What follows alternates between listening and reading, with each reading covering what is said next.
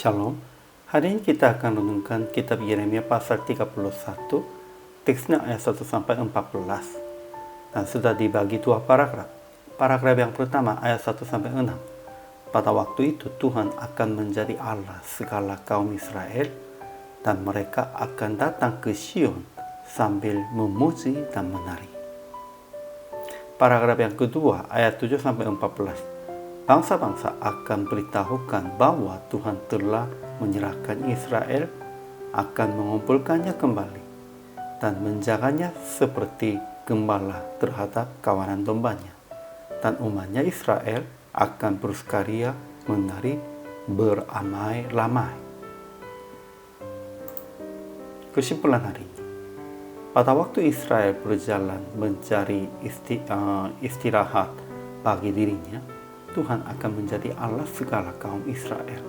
Hari pemulihan, ketika Tuhan membangun mereka kembali, Israel akan bersukacita, menari-nari, membuat kebun anggur dan memetik hasilnya. Penjaga di gunung Efraim akan bersuruh, marilah kita naik ke Sion kepada Tuhan Allah kita. Pada hari Tuhan mengembalikan mereka, akan bersama-sama orang-orang yang lemah dan perlu perlindungan seperti orang buta dan lumpuh, perempuan yang mengandung dan yang melahirkan.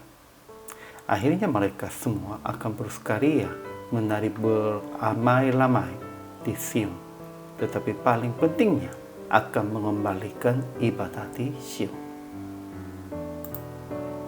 Ajaran tentang Allah. Pertama, Tuhan akan menjadi Allah segala kaum keluarga Israel, dan mereka akan menjadi umatnya. Kedua, Tuhan menampakkan diri kepadanya dan berkata, aku mengasihi engkau dengan kasih yang kekal, sebab itu aku melanjutkan kasih setiaku kepadamu. Dan ia akan membangun Israel kembali, ia akan mengubah pergabungan mereka menjadi kegirangan, ia akan memuaskan jiwa para imam dengan kelimpahan, dan umatnya akan menjadi kenyang dengan kebajikannya. Ketiga, Tuhan akan membawa mereka dari tanah utara dan akan mengumpulkan mereka dari ujung bumi. Di antara mereka ada banyak orang lemah dan diskriminasi pun juga. Mereka akan datang dengan menangis, tetapi ia akan menghibur mereka. Ia akan memimpin mereka ke jalan yang lata. Mereka tidak akan tersandung lagi, sebab ia telah menjadi bapa Israel. Efraim adalah anak sulungnya. Ia telah membebaskan Yakub, telah menebusnya dari tangan orang yang lebih kuat daripadanya.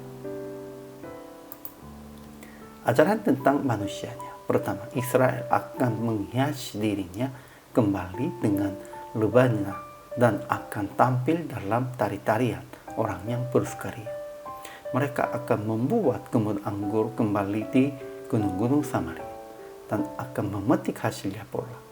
Para penjaga akan bersuruh di gunung Efraim, ayo marilah kita naik ke Sion kepada Tuhan Allah kita.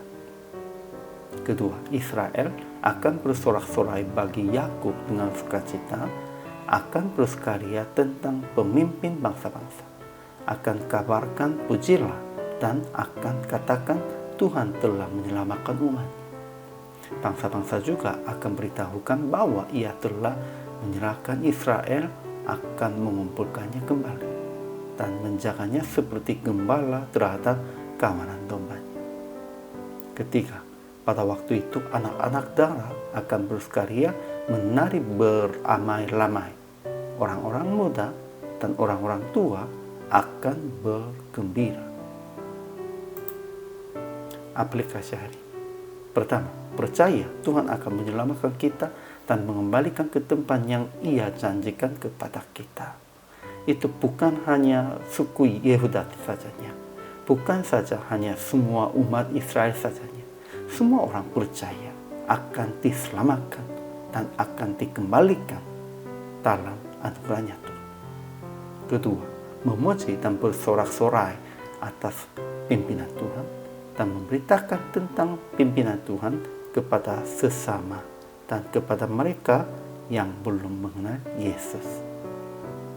Ketiga, jagalah hati sukacita sekalipun di dalam kondisi sulit. Pasti ada banyak kesulitan, namun jagalah hati. Akhirnya PR praktek hari ini, maju kepada Tuhan dengan hati bersukacita sekalipun kondisi kehidupannya masih sulit, dan memberitakan tentang pimpinan Tuhan yang menyelamatkan dan mengembalikan umatnya. Dan kita harus memberitakan kepada semua orang, Tuhan menjadi Tuhan kepada semua orang yang menerima Yesus Kristus sebagai Juru Selamat. Hari ini juga kita harus memberitakan ini. Semangatlah. Dan hari ini juga Tuhan memberkati Bapak Ibu.